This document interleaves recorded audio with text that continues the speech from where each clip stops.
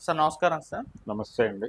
Sir pastor Praveen పగడాల మృతికి సంబంధించి పోలీసులైతే ఒక క్లారిటీ ఇచ్చేసారు. ఇది యాక్సిడెంటే, ప్రమాదమే అని చెప్పేసి వాళ్ళు క్లారిటీ ఇచ్చేసినా కూడా ఇంకా క్రైస్తవ సంఘాలు కొంతమంది మీడియా ముందుకొచ్చి మాట్లాడుతూ లేదు ఇది యాక్సిడెంట్ కాదు, పోలీసులు తప్పే చెప్తున్నారంటూ వాళ్ళ వర్షన్ మరోసారి వినిపించే ప్రయత్నం అయితే చేస్తున్నారు సార్. మరి ఎందుకు ఈ క్లారిటీ ఇచ్చినా కూడా అంటే వీళ్ళు తగ్గట్లేదు? వాళ్ళు గతంలో లాగా మాట్లాడటం లేదు గానీ, హ్మ్. అంటే పోలీస్ వెర్షన్‌ని వాళ్ళు ఆమోదిస్తున్నారు. హ్మ్. అయ్యా! మేము మిమ్మల్ని కాంట్రడిక్ట్ చేయాలని మేము అనుకోవడం లేదు అని సబ్మిసివ్‌గా అణకువగానే హ్మ్. మాట్లాడుతూ మాకు కొన్ని సందేహాలున్నాయి. హ్మ్. ఏది? పోలీసు వారు దీన్ని నిర్ధారిస్తూ అంటే యాక్సిడెంట్‌గా నిర్ధారిస్తూ మొన్న జరిపినటువంటి ప్రెస్ మీటు, ఆ ప్రెస్ మీట్ సందర్భంగా వాళ్ళు ప్రపంచం ముందు ఉంచినటువంటి వీడియో ఫుటేజు, దాని తాలూకా వివరణలకి సంబంధించి మాకు కొన్ని సందేహాలున్నాయి. అవి కొంచెం నివృత్తి చేసేస్తే మేమింకా సద్దుమణిగిపోతాం.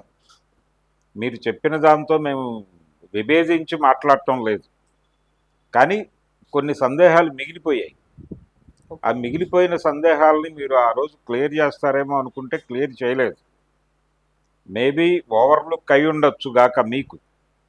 కానీ బాధిత సమాజంగా మా దృష్టిలో ఉన్నటువంటి అనుమానాలు పూర్తిగా మీ ప్రెస్ మీట్ ద్వారానో, మీరు చెప్పిన వివరాల నుంచో పూర్తిగా పక్కకి వెళ్ళిపోలేదు. ఇంకా 2, 3 మిగిలున్నాయి. వాటికి సంబంధించి కూడా మీరు వివరిస్తే మేము ఇంకా ఈ విషయంలో మాట్లాడము. అయితే ఇప్పటికీ కోర్టులు నిర్ధారించేశాయి. కోర్టు నిర్ధారించడం అంటే కోర్టు నిర్ధారించేసిన కొన్ని క్రైమ్స్ ఉన్నాయి. కోర్టులు కొట్టేసిన క్రైమ్స్, నిందితుల్ని వదిలేసిన క్రైమ్స్ కూడా ఉన్నాయి. అంత మాత్రం చేత క్రైమ్ జరగలేదు అనుకోలేం కదా అని మాట్లాడుతున్నారు. హ్మ్. చుండూరు కేసుకు సంబంధించిన ప్రస్తావన చేశారు ఒక ఆయన, ఒక క్రైస్తవ మతానుయాయి. హ్మ్. ఆయన యూట్యూబ్లో వీడియో పెట్టి చుండూరు కేసును ప్రస్తావిస్తూ ఆ కేసులో కింది కోర్టులో శిక్షలు పడ్డాయి కానీ పై కోర్టులో అందరినీ నిర్దోషులుగా ప్రకటించి వదిలిపెట్టేశారు. అంత మాత్రం చేత అక్కడ నేరం జరగలేదు అని అనుకోగలమా? చనిపోయిన వాళ్ళు ఆ మూటలు కట్టి దానిలో కాలువలో పారేయటము ఈ సంఘటన లేదు, జరగలేదు అని అనగలమా? సంఘటన జరిగింది కానీ వారికి శిక్షలు పడలేదు. అంతవరకే చూడాలి.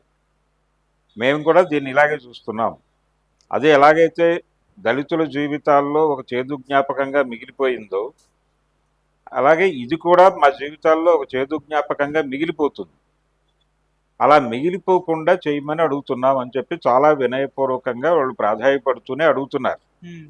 వాళ్ళు ప్రధానంగా రైజ్ చేస్తున్నటువంటి డౌట్స్ ఏంటంటే, ఆయన ఇంటి దగ్గర నుంచి మొదలుపెట్టి అక్కడ యాక్సిడెంట్ అయ్యి మరణించే వరకు మొత్తం టైం లైన్ మీదకి తీసుకొచ్చారు పోలీసు వారు. బాగానే ఉంది. కాకపోతే టైమ్స్కి సంబంధించి దారిలో ఆయన ఎక్కడ భోజనం చేసినట్టుగా లేదు. కేవలం అంటే 11ంటికి బయలుదేరాడు ఆయన, సాయంత్రం వరకు ఎక్కడ ఏమి తిన్నట్టుగా బిల్డింగులు కానీ మరొకటి కానీ లేవు. కేవలం మద్యం కొన్నవి మాత్రమే ఉన్నాయి. అలాగే ఆ మద్యంతో పాటు ఆయన ఇంకా కొనే మెటీరియల్ ఉంది కదా, దాంతోపాటు ఏవో స్నాక్స్ లేకపోతే కూల్ డ్రింక్స్ ఇవన్నీ వాడతారు కదా, అవి కొన్నట్టుగా ఎక్కడ ఏ వీడియోలోనూ దానికి సంబంధించిన ఫుటేజ్ లేదు. అలాగే ఆయన ఎక్కడో చోట ఏదో ఒకటి తిని ఉంటాడు కదా, హ్మ్.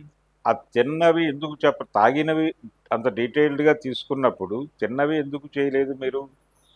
ఏదో హోటల్లోనో లేకపోతే పక్కన పకోడీలో కొనుక్కుని తినుంటాడు కదా, అవెందుకు చూపించలేదు అనేది ఒక ప్రశ్న వారు రైజ్ చేస్తోంది.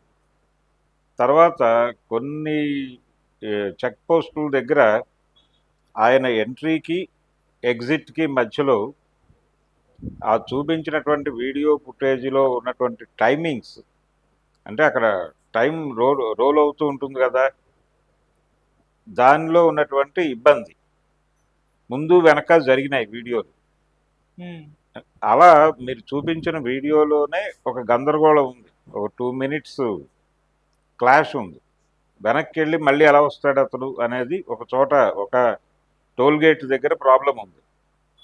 ఆ టోల్ గేట్ తాలూకా వీడియోలో ఒక్కసారి మళ్ళీ వెరిఫై చేసుకోండి అని ఒక అడ్వైజ్ చేస్తున్నారు.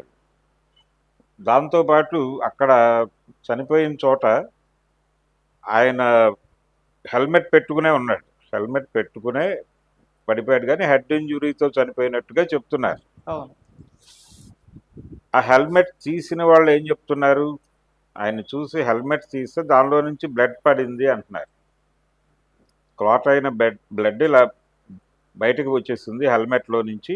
తర్వాత మళ్ళీ మేము హెల్మెట్ పెట్టేసామని చెప్తున్నారు. ఆ బయట ఉంది, ఆ తీసిన వాళ్ళు మాట్లాడిన బయట ఉంది అవైలబుల్గా. అంటే ఆ మరణించే సమయంలో కూడా ఆయన హెల్మెట్ పెట్టుకునే ఉన్నట్టుగా ఉంది. మరి హెల్మెట్ పెట్టుకున్న వాడికి హెడ్కి ఇంజురీ అయినప్పుడు హెల్మెట్ కూడా పగిలిపోవాలి కదా. హెల్మెట్ సురక్షితంగా ఉండి లోపల తలకాయకి అంత గాయం ఎలా అయింది అనేది ఒక సందేహం. తర్వాత హెల్మెట్ మీద లోగో ఉంది, వీళ్ళు అక్కడ చూపించిన హెల్మెట్ మీద లోగో ఉంది, కానీ ఈ చెక్ పోస్టులు, ఈ మద్యం దుకాణాల దగ్గర ట్రావెల్ అవుతూ అక్కడ రోడ్డు మీద కూర్చున్నప్పుడు చూపించిన హెల్మెట్ మీద ఏ రకమైనటువంటి ముద్ర లేదు. అది ఒకటి. అంటే ఆ కంపెనీ లోగోను మరొకటో ఐఎస్ఐ మార్కో ఏదో ఉన్నాయి దాని మీద అక్కడ. ఆ మార్కులేవి ఈ హెల్మెట్ల మీద కనిపించలేదు అనేది ఒక డౌట్ వాళ్ళకి. తర్వాత అక్కడ చనిపోయిన దగ్గర ఈ కళ్ళజోడు, మాస్క్ అవన్నీ కూడా హోల్డ్ చేసి పక్కన పెట్టున్నాయి. యాక్సిడెంట్ అయిన వ్యక్తి కళ్ళజోడు అవి పెట్టుకుని అవి కూడా ఛిద్రమైపోవాలి కదా, అంత పద్ధతిగా మడిచి పక్కన పెట్టి యాక్సిడెంట్ చేసుకుంటాడు ఆయన అనేది ఒక సందేహం. ఇలా ఇప్పటికీ స్టిల్ మాకు కొన్ని సందేహములు కలవు. వాటిని కూడా నివృత్తి చేసేస్తే, లేదు అసలు మాట్లాడటమే తప్పు అంటే మాట్లాడి ఒక కాన్ఫ్లిక్టో లేకపోతే ఒక కాంట్రడక్షనో తెచ్చుకోవాలని మేము అనుకోవడం లేదు. ఈ సమాజంతో మేము అలా గొడవ పడాలనే పద్ధతిలో ఆలోచించడం లేదు. కానీ ఈ సందేహాలు కలిగి ఉండటం అనేది తప్పేం కాదు కదా. అందుకని వీటిని మీ ముందు పెడుతున్నాము. కుదిరితే వీటికి కూడా సమాధానం చెప్పేయండి. మేము పూర్తి క్లారిటీతో ఈ విషయాన్ని మర్చిపోతాం. మా స్మృతి పథంలో ఇది ఒక చేదు జ్ఞాపకంగా ఉండకుండా ఉండటానికి ఏం చేయాలో అది చేయండి మాకు అని ప్రాధేయపడుతున్నాడు. ఆ ప్రాధేయపడటము ఇదంతా చూస్తుంటే ఇదే సమయంలో కౌంటర్గా అట్నుంచి హిందూ సమాజం నుంచి వస్తున్నటువంటి వీడియోలు, ఆ వీడియోల్లో ఏం మాట్లాడారు అనే దానికంటే కూడా వాళ్ళు పెడుతున్నటువంటి థంబ్నెయిల్స్ కొంచెం ఇబ్బందికరంగా ఉన్నాయి. అవేమిటి?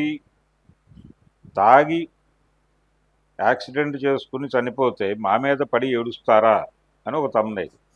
ఇలాంటివి ఈ టైంలో పెట్టడం కరెక్ట్ కాదు. ఇది వాళ్ళ అభిప్రాయం కాదు, వాళ్ళు అక్కడి వరకే పరిమితం అయ్యారు. కానీ దాని ఎక్స్టెన్షన్లో నేను చెప్తున్నాను, అంటే పోలీసు వారు ఆ సందేహాలను నివృత్తి చేయాల్సిన బాధ్యత ఉంది. చేస్తే చేయకపోయినా పర్లేదు అంటున్నారు. చేయకపోయినా పర్వాలేదండి, కాకపోతే ఈ సందేహాలు ఉన్నాయనే విషయం ప్రపంచం ముందు పెడుతున్నాం మేము అని మాత్రమే సబ్మెసివ్గానే చెప్తున్నారు వాళ్ళు. వాళ్ళతో మనకు ఇబ్బంది ఏం లేదు. అది పక్కన పెట్టేస్తే రెండో వైపు గొడవ నేను చెప్తున్నాను, నా పర్సనల్ ఒపీనియన్. నేను చూస్తుండగా, నేను ఫోన్ రొటేట్ చేస్తూ ఉండగా యూట్యూబ్లో నాకు కనిపించిన 2-3 థంబ్నెయిల్స్ నన్ను ఇబ్బంది పెట్టినాయి. ఇలాంటివి పెట్టకుండా ఉండటం మంచిదని నా ఉద్దేశం. అతను ఎలా చనిపోయాడు అనే విషయం పక్కన పెట్టేద్దాం, అసలు మర్చిపోవడం బెటర్. హిందూ సమాజం నుంచి ఇలాంటి రియాక్షన్స్ ఇవ్వటం ఈ సమయంలో సబబు కాదు. అతను తాగి మరణించాడా మరొకటా అనేది అసలు, అంటే ఇటువైపు వీళ్ళ మీదకి కొన్ని ఆరోపణలు వచ్చాయి, రాలేదని నేను అంటలేదు. రావడానికి ఒక ప్రాతిపదిక ఉంది, ఒక పునాది ఉంది. ఆ పునాది ఆధారంగానే ఆరోపణలు వచ్చాయి.